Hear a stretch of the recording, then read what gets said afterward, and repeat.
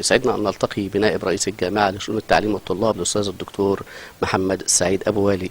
أيضا بنرحب بحضرتك. أهلا بيكم. أهلا وسهلا. دكتور محمد، النهاردة وانت شايف عدد كبير وحشد كبير من الطلبة اللي بينبذوا العنف والإرهاب، احنا هنقول ايه للطلبة اللي شاركوا النهاردة والطلبة اللي لازم تخاف على وطنهم في كل جامعات مصر؟ في الحقيقة هي رسالة لتؤكد أن الشباب المصري بخير، وده بيدحض كل الادعاءات اللي تدعي أن الشباب المصري بيعزف عن المشاركة وعن إظهار الروح الوطنية. النهاردة كان مظاهرة في حب مصر، مظاهرة للتأكيد على أن الشباب يقف مع القيادة السياسية، يدعمها، ينبذ العنف وينبذ الإرهاب.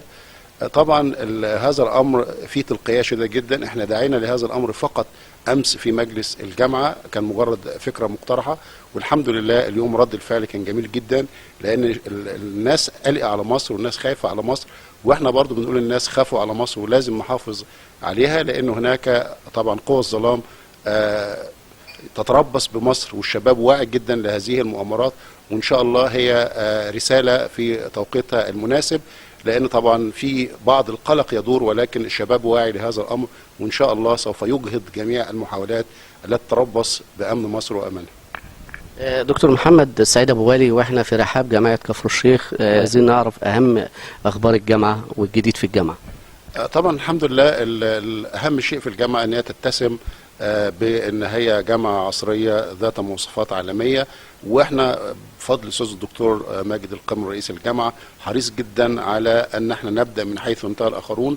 الجامعة فيها إضافات قوية جدا، يكفي أن هناك 6 كليات على مدى عامين أضيفت منهم جميع كليات القطاع الطبي. الحمد لله العمل بالمستشفى الجامعي يسير على قدم وساق، طبعا بفضل المتابعة اليومية للسيد رئيس الجامعة و يعني جميع العاملين في الجامعة، لأن طبعا احنا المشروع القومي الأول لأبناء محافظة كفر الشيخ هو إنشاء مستشفى الجامعة، بعد ما أنشأنا أو حققنا حلم أبناء المحافظة بوجود كليات القطاع الطبي. الحمد لله الجامعة مستقرة، لا ده إن دل على شيء هيدل على أن مصر تسير في الطريق الصحيح. أستاذ الدكتور محمد السعيد أبو والي، نائب رئيس الجامعة لشؤون تعليم الطلاب، شكرا لحضرتك.